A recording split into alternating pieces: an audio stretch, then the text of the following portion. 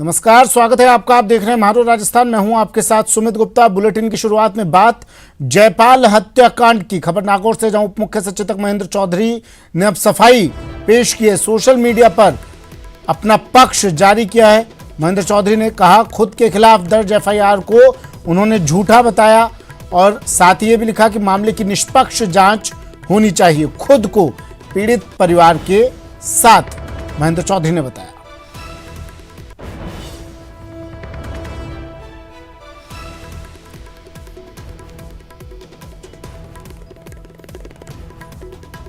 जयपाल हत्याकांड, उप मुख्य सचेतक महेंद्र चौधरी ने सोशल मीडिया के जरिए अपनी सफाई पेश की है। कहा है मामले की निष्पक्ष जांच होनी चाहिए और मैं पीड़ित परिवार के साथ हूं। एक लंबा चौड़ा ट्वीट कर उन्होंने अपनी सफाई पेश की।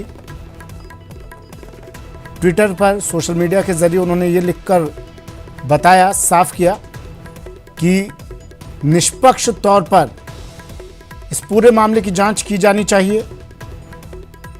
जो मेरे खिलाफ एफआईआर दर्ज हुई है वो झूठी है। अपने पाक साफ होने की बात कही, साथ ही कहा कि मैं पीड़ित परिवार के इस पूरे मामले में पीड़ित परिवार के साथ हूं। उप मुख्य सचेतक महेंद्र चौधरी की सफाई।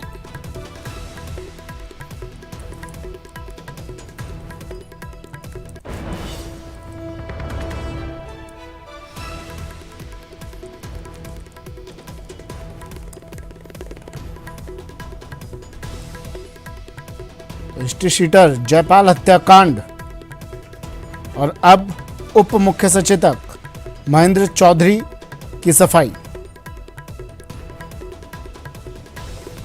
महेंद्र चौधरी समेत 8 पर केस दर्ज हुआ था। वर्चस्व को लेकर मर्डर हुआ था ये, जिसके बाद महेंद्र चौधरी समेत 8 पर मामला दर्ज हुआ था।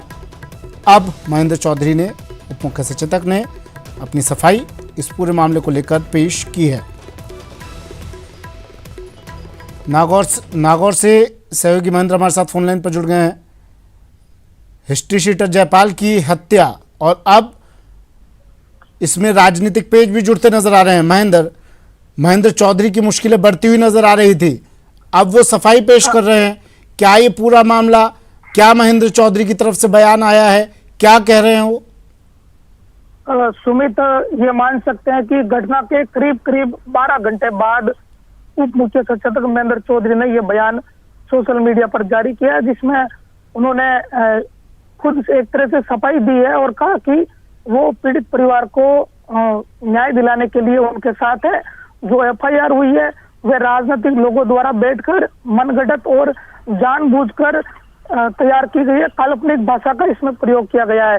कुल मिलाकर महेंद्र चौधरी ने यह कहा है कि जो एफआईआर दर्ज हुई है वो राजनीतिक द्वेषता के कारण उनके खिलाफ दर्ज की गई है और ये भी कहा है कि निष्पक्ष जांच होगी तो दूध का दूध और पानी का पानी हो जाएगा। उन्हें कानून व्यवस्था पर भरोसा है। बड़ी बात यह है कि कल दोपहर के समय यह वारदात हुई थी और आज दोपहर में महेंद्र चौधरी ने अपना यह बयान जारी किया है। करीब 12 घंटे बाद महेंद्र चौधरी की इस मामले में सफाई सामने आई है। जी सुमित। जयपाल पुनिया के घर से, उनके परिवार से किसी की प्रतिक्रिया मिल पाई आपको? देखिए, जो बीजेपी के नेता है, पूर्व सांसद सीआर चौधरी, जो नवा के पूर्व विधायक विजय चौधरी और हरीश कुमौत और आरएलपी के जो तीनों विधायक, ये लोग वहाँ जो जयपाल के परिजन धरने पर है उनके साथ बैठकर अपनी मांगों को लेकर वार्ता कर रहे हैं। मुख्य डिमांड यही है कि जो अभी आरोपी है जी लगी हुई है, अलग अलग जगह सीसीटीवी फुटेज खंगाल है और एक बोलेरो गाड़ी 2-3 स्पॉट पे पुलिस को नजर भी आई है सीसीटीवी में। हालांकि इसमें समय लग सकता है, जो आधिकारिक सूत्रों से पता चला है, लेकिन पुलिस ये कोशिश कर रही है कि जो गोली चलाने वाले लोग हैं वो जल्द से जल्द पकड़ लिए जाए। जी, दिन दहाड़े इस वारदात को अंजाम दिया जाता है। 5-6 बदमाश आते हैं, ताबड़तोड़ गोलियां चलाते हैं, हत्या कर देते हैं। पुलिस पर भी सवालिया निशान उठ रहे हैं। ये पहली वारदात नहीं है राजस्थान में, प्रदेश में लगातार इस तरह की तस्वीरें आ रही हैं सामने। देखिए, ये जो जयपाल हत्याकांड है, जयपाल के और गुड़ साल्ट के जो सरपंच है वीरेंद्र, इन दोनों के बीच 3 दिन पहले ही आपस में मुकदमे हुए थे, तो पुलिस को वहाँ सतर्क तो निश्चित तौर पर रहना ही चाहिए था। इससे पहले भी इनके आपस में विवाद होते रहे हैं। बीते 3-4 महीनों में जयपाल के खिलाफ कई मुकदमे दर्ज हो गए अचानक, और इसकी जो हिस्ट्री शीट है वो भी खुल गई। तो कुल मिलाकर इस पूरे प्रकरण में शुरू से ही राजनीति हो रही थी, और अब इस व्यक्ति की मौत के बाद भी राजनीति हो रही है। ये इसको पूरी घटना का लबो-लुआब है। अभी फिलहाल जो बीजेपी और आरएलपी के नेता है वो बैठे हैं धरने पर, और अपनी डिमांड उन्होंने रखी है, और पुलिस बदमाशों की तलाश कर रही है। ठीक है, शुक्रिया तमाम जानकारी के लिए महेंद्र। सहयोगी महेंद्र बिश्नोई हमारे साथ फोनलाइन पर जुड़े बता रहे थे। उप मुख्य सचेतक महेंद्र चौधरी ने सफाई पेश की है। सोशल मीडिया के जरिए उन्होंने कहा है कि मामले की निष्पक्ष जांच की जानी चाहिए, और मैं पीड़ित परिवार के साथ हूं। मेरा इस मामले से कोई लेना देना नहीं है। सोशल मीडिया पर उन्होंने अपना पक्ष जारी किया। बता दें आपको, कल दिन दहाड़े इस वारदात को अंजाम दिया गया था। नमक कारोबारी जयपाल हत्याकांड।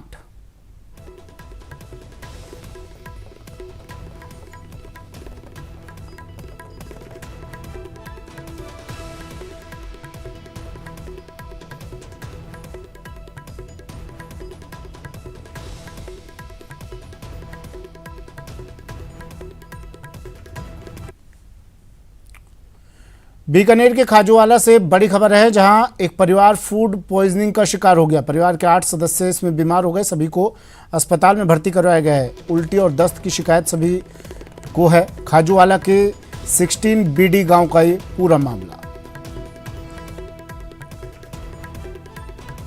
बीकानेर से बड़ी खबर, बीकानेर के खाजूवाला से खबर है। एक परिवार के लोग फूड पॉइजनिंग का शिकार हुए हैं। 8 सदस्य बीमार हुए हैं। सभी को अस्पताल में भर्ती करवाया गया है। उल्टी दस्त की शिकायत होने पर इन सभी को अस्पताल में भर्ती करवाया गया। खाजूवाला के 16 बीडी गांव का ये पूरा मामला।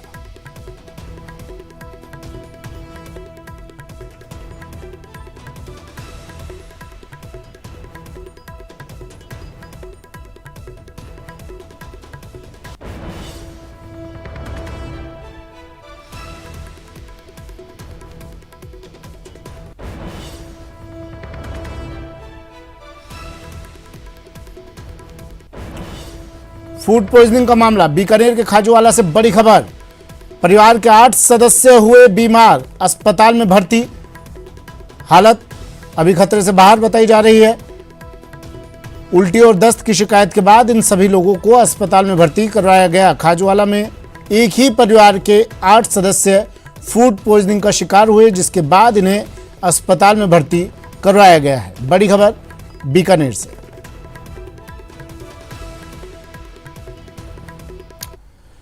कैबिनेट मंत्री महेश जोशी के बेटे रोहित जोशी पर गिरफ्तारी की तलवार लटक गई है। 23 वर्षीय जयपुर की एक युवती से दुष्कर्म के केस में आरोपी रोहित जोशी से पूछताछ के लिए दिल्ली पुलिस की एक टीम देर रात जयपुर पहुंची। दिल्ली पुलिस ने रविवार सुबह करीब 4 बजे महेश जोशी के रेलवे स्टेशन के सामने सैन कॉलोनी में स्थित घर के बाहर दीवार पर एक वारंट तामील कर नोटिस चस्पा किया, जिसमें रोहित को पूछताछ के लिए 18 मई को दोपहर 1 बजे दिल्ली के सदर बाजार पुलिस थाने में तलब किया है। ये नोटिस केस में अनुसंधान अधिकारी महिला सब इंस्पेक्टर की तरफ से जारी किया गया है। राजस्थान में अशोक गहलोत सरकार के कैबिनेट मंत्री महेश जोशी की मुश्किलें बढ़ सकती हैं। दुष्कर्म के मामले में फंसे उनके बेटे रोहित जोशी को तलब करने के लिए दिल्ली पुलिस की टीम कल देर रात जयपुर पहुंची, जिसके बाद दिल्ली पुलिस की टीम ने महेश जोशी के हसनपुरा स्थित एक निजी आवास पर यह नोटिस जो है चस्पा किया, जिसमें कहा गया है कि रोहित जोशी 18 तारीख को दोपहर 1 बजे तक सदर थाना पुलिस में पेश हों। वे पूछताछ के लिए आएँ और उनके साथ मुकदमे में जो भी उनके पास कोई रिकॉर्ड्स हैं, जो भी डॉक्यूमेंट्स हैं, वे भी साथ में लेकर के आएँ। अब देखना होगा कि इस पूरे मामले में रोहित जोशी 18 तारीख को सदर बाजार दिल्ली पुलिस में पेश होंगे या नहीं होंगे। माना जा रहा है कि इस पूरे मामले के बाद, इस पूछताछ के बाद रोहित जोशी की गिरफ्तारी भी हो सकती है। कैमरा पर्सन अविनाश के साथ विष्णु शर्मा, न्यूज 18 राजस्थान, जयपुर।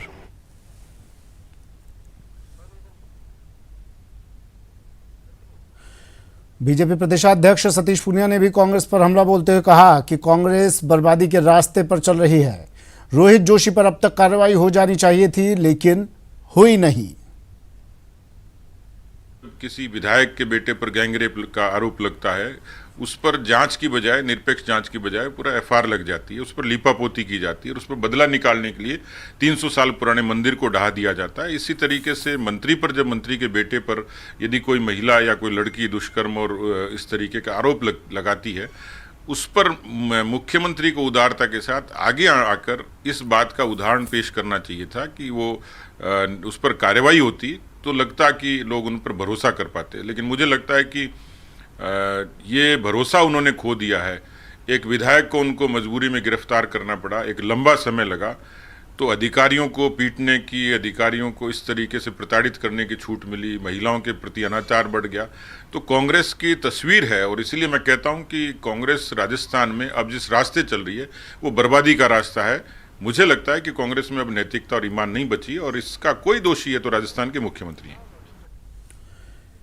कांग्रेस नेता प्रमोद कृष्णन ने पार्टी की कमान प्रियंका गांधी को सौंपने की वकालत की है। उदयपुर में चिंतन शिविर में भाग लेने आए प्रमोद कृष्णन ने कहा है कि पार्टी का हर कार्यकर्ता चाहता है कि प्रियंका गांधी आगे आए। उन्होंने कहा कि हम सब चाहते हैं कि राहुल गांधी अध्यक्ष बने, लेकिन राहुल गांधी ने 2 साल से पद स्वीकार नहीं किया, तो ऐसे में कांग्रेस की कमान प्रियंका गांधी को दे देनी चाहिए। उन्होंने ये भी कहा कि कांग्रेस के अंदर कुछ ऐसे नेता हैं जिन्हें हिंदू धर्म से चिढ़ है। उन्होंने राजस्थान सरकार से हिंदू हित की रक्षा करने की अपील की। हमारे साथ कांग्रेस के नेता आचार्य प्रमोद कृष्ण जी, उनसे बात करते हैं। सर, चिंतन शिविर का आज आखिरी दिन है, कांग्रेस वर्किंग कमेटी की बैठक होगी, कई ऐसे सुझाव दिए गए हैं जिसपे अंतिम मुहर लगने वाली है। आप लोगों की तरफ से क्या सुझाव दिए गए थे सर? कांग्रेस का जो आम कार्यकर्ता है वो ये मानता है कि कांग्रेस की लीडरशिप का विषय क्लियर होना चाहिए और हम सब चाहते हैं कि राहुल गांधी जी कांग्रेस के दोबारा अध्यक्ष बने। और क्योंकि राहुल जी ने 2 साल से इस पद को स्वीकारा नहीं है, तो फिर देश के लाखों कार्यकर्ता कांग्रेस के और देश की जनता भी ये चाहती है कि अगर राहुल जी इस पद को अभी भी नहीं स्वीकारते हैं तो फिर कांग्रेस की कमान आदरणीय प्रियंका गांधी जी के हाथ में देनी चाहिए। कांग्रेस पार्टी के अंदर कुछ ऐसे नेता हैं जो लगातार कांग्रेस नेतृत्व को गुमराह करने की कोशिश करते हैं और उन्हें हिंदू शब्द से चिढ़ है, हिंदू धर्मगुरुओं से हिंदू शब्द से चिढ़ है। राजस्थान के मुख्यमंत्री और यहाँ की सरकार से ये चाहूंगा कि वो राजस्थान में हिंदू हितों की रक्षा करें। वीडियो सोनू मंडल के साथ रवि सिसोदिया, न्यूज 18 उदयपुर। लोकसभा अध्यक्ष ओम बिरला इन दिनों अपने संसदीय क्षेत्र के प्रवास पर हैं। इस दौरान लोकसभा अध्यक्ष ओम बिरला रायका समाज के भामाशाह सम्मान समारोह में पहुंचे, जहां उन्होंने अखिल भारतीय रहबारी महासभा विकास संस्था के नवनिर्मित छात्रावास का लोकार्पण किया।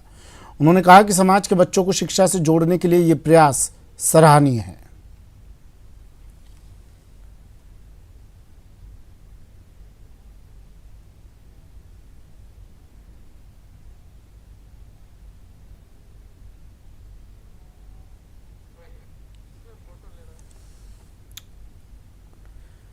रायका समाज के कार्यक्रम में पहुंचे ओम बिरला ने छात्रावास का लोकार्पण किया। यहां पहुंचकर कहा, बच्चों को शिक्षा से जोड़ने के लिए ये एक सराहनीय प्रयास है।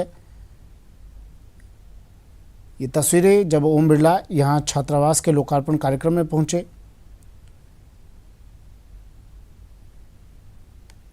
अखिल भारतीय रहबारी महासभा विकास संस्था के नवनिर्मित छात्रावास का लोकार्पण इन्होंने किया।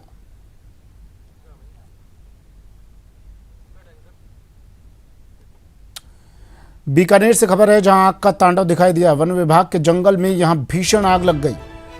2 किलोमीटर में के दायरे में आग फैली हुई है। 1000 से ज्यादा पेड़ आग की चपेट में यहां बताए जा रहे हैं आ चुके हैं। आग के कारण बज्जू से जैसलमेर जाने वाली सड़क भी बंद कर दी गई है। बज्जू के आरडी 931 के पास यह आग लगी है। बीकानेर में आग का तांडव। वन विभाग के जंगल में लगी भीषण आग। 2 किलोमीटर में के दायरे में यह आग फैल गई है। 1000 से ज़्यादा पेड़ यहां आग की चपेट में आ गए हैं। आग के कारण बज्जू से जैसलमेर जाने वाली सड़क भी बंद कर दी गई है। बज्जू के आरडी 931 के पास यह आग लगी है।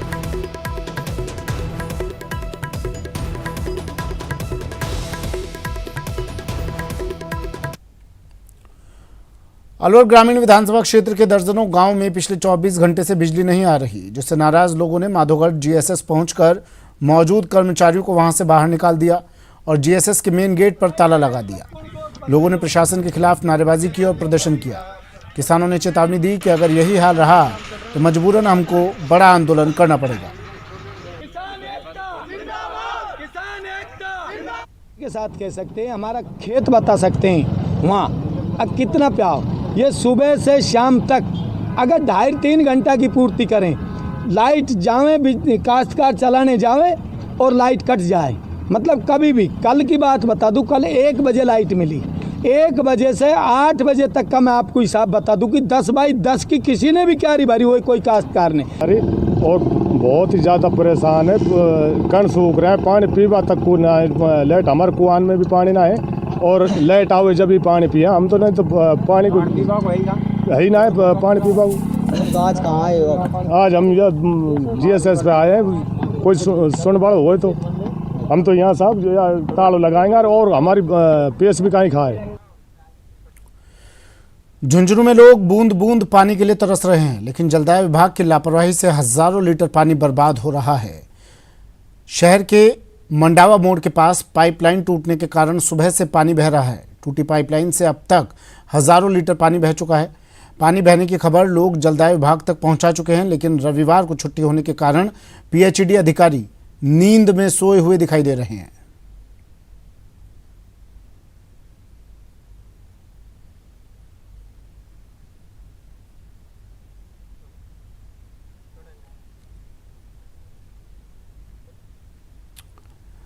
दो दिन पहले थाने में एक शख्स की पिटाई हुई थी। उसका वीडियो वायरल होने के बाद झुंझुनू के गूढ़ा गौड़जी SHO और हेड कांस्टेबल को सस्पेंड कर दिया गया है।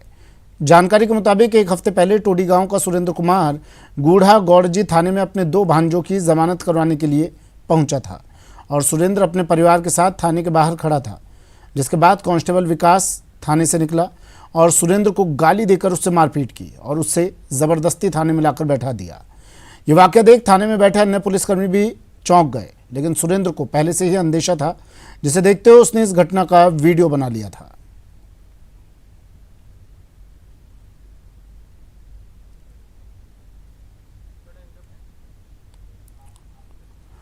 बांसवाड़ा के सेनवासा गांव में शराब पार्टी के दौरान शराबी दोस्तों की एक टोली ने साथी शराबी पर सरिये से हमला कर उसे लहूलुहान कर दिया। नशेड़ी हाथों में सरिये लेकर फिश सेलर की दुकान में घुस गए, जहां उन्होंने वारदात को अंजाम दिया। बदले की आग यहां भी ठंडी नहीं हुई तो दोस्तों ने ही उसे घायल दोस्त को अस्पताल जाते हुए बीच रास्ते में रोक लिया। वहां दुपहिया सवार घायल के भाइयों से भी मारपीट की। सूचना पर परिवार से बड़ी संख्या में लोग पहुंचे, जिन्होंने घायल को अस्पताल पहुंचाया। हमलावर गैंग में मेन रोल होमगार्ड के जवान का होना सामने आया है। घायल की ओर से मामले में सदर थाने में शिकायत दर्ज करवाई गई है।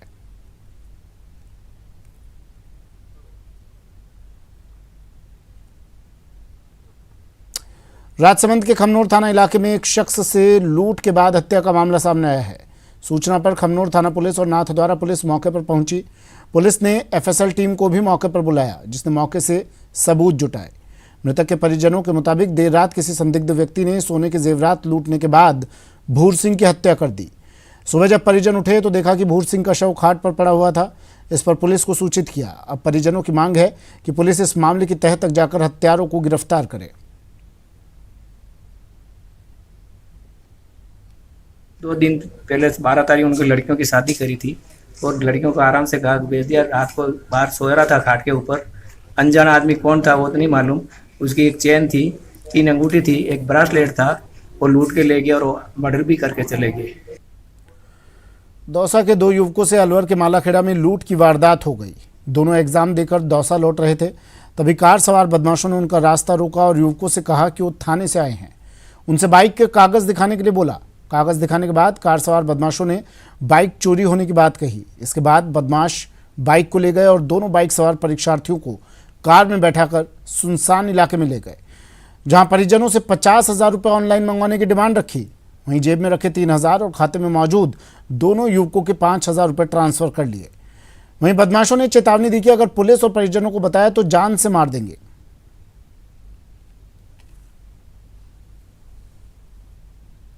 राजस्थान पुलिस की, तो आप वापस लौट देने में इस समय टोल टैक्स के पास कुछ ने मेरे पीछे वो 4 व्हीलर लगा दी। फिर आगे रास्ते आते ही मेरे को आगे रुका लिया उन्होंने। रुकाने के बाद मेरे से बाइक की चाबी ले ली। बाइक से चाबी लेने के बाद उन्होंने बोला कि गाड़ी चोरी की है।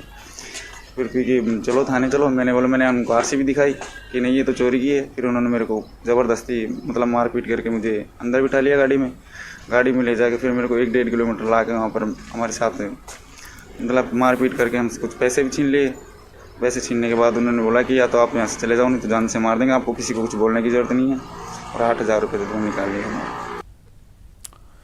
खबर पाली से है, जहां पुलिस ने कार्रवाई करते हुए अंतर्राज्यीय बाइक चोर गिरोह का पर्दाफाश किया। आरोपियों के कब्जे से पुलिस ने 4 बाइक्स और 3 खुली हुई बाइक की चेसिस भी बरामद करने के साथ 5 आरोपियों को गिरफ्तार किया। पुलिस के मुताबिक जिले में लगातार चोरी की वारदात को लेकर एक विशेष टीम का गठन किया गया है, जिसके चलते पुलिस ने कार्रवाई करते हुए बाइक चोर गिरोह को चोरी की बाइक के साथ गिरफ्तार किया। फिलहाल पुलिस मामले में सभी आरोपियों से पूछताछ में जुटी है।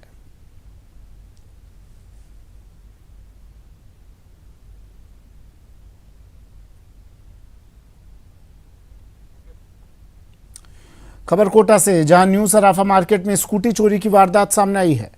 चोरी की वारदात सीसीटीवी में कैद हो गई। तस्वीरें देखिए, किस प्रकार एक युवक घूमता हुआ नजर आया और मौका तलाश कर चाबी लगाकर उस स्कूटी को स्टार्ट कर वहां से रफू चक्कर हो गया।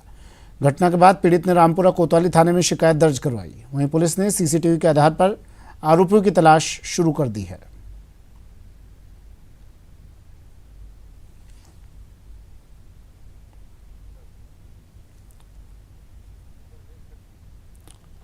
प्रदेश में रफ्तार का कहर भी देखने को मिला। तस्वीरें आपको कुछ दिखा देते हैं जो अलग अलग जगहों से आई हैं। पहली तस्वीर राजसमंद से है, जहां ट्रेलर और बस में भिड़ंत हो गई, 4 लोगों की मौत हो गई। तो वहीं तस्वीर अलवर से है, दूसरी तस्वीर अलवर से, जहां ट्रक और टेम्पो की टक्कर हो गई। इस हादसे में भी 4 लोगों की मौत हो गई। तीसरी तस्वीर अजमेर से है, जहां ट्रेलर और बस में भिड़ंत हुई। और आखिरी तस्वीर पाली से, जहां ट्रेलर और कार में भिड़ंत हो गई। सिरोही, शाहपुरा और करौली में भी रफ्तार का कहर देखने को मिला। सिरोही में बेकाबू ट्रोले और कार में टक्कर हो गई। हादसे में 5 लोगों की मौत हो गई। वहीं करौली में भी बेकाबू बस पलट गई, जिसमें 8 से ज्यादा लोग घायल हो गए। शाहपुरा में बेकाबू कार पेड़ से टकरा गई, जहां कार सवार युवक की मौत हो गई।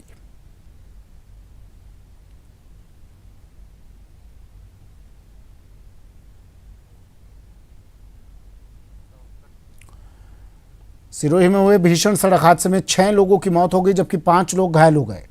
हादसा शिवगंज के नेशनल हाईवे पर हुआ, जहां बेकाबू ट्रेलर ने कार को टक्कर मार दी। टक्कर इतनी जबरदस्त थी कि कार के परखच्चे उड़ गए। इस भीषण हादसे में मौके पर ही 6 लोगों की मौत हो गई और 5 लोग गंभीर रूप से घायल हो गए। सभी घायलों को शिवगंज के सरकारी अस्पताल में भर्ती करवाया गया है।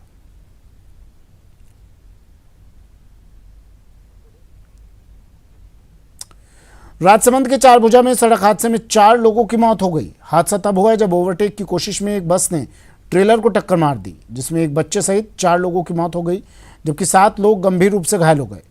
जानकारी के मुताबिक बस उदयपुर से जयपुर जा रही थी। हादसे की खबर मिलते ही पुलिस और प्रशासन की टीम मौके पर पहुंच गई और राहत बचाव का कार्य शुरू किया गया।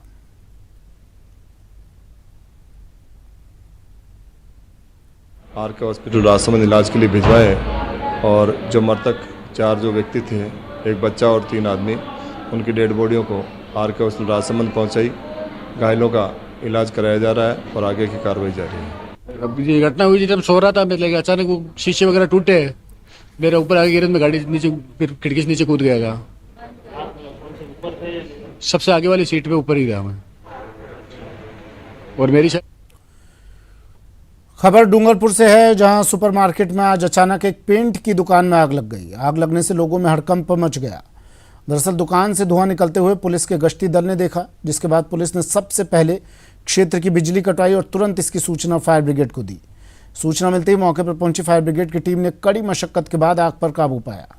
गनीमत यह रही कि समय रहते आग बुझ जाने से पास की दुकानों में आग पहुंचने से रुक गई, जिससे बड़ा नुकसान होने से बचाया जा सका। फिलहाल पुलिस मामले की जांच में जुटी हुई है।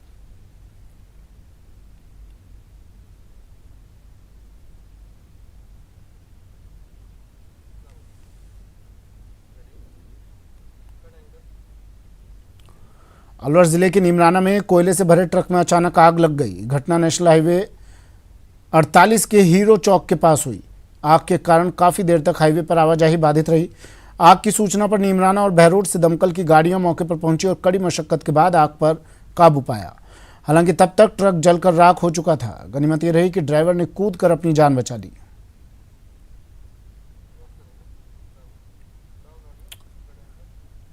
चलिए फिलहाल इतना ही, दीजिए इजाजत, नमस्कार।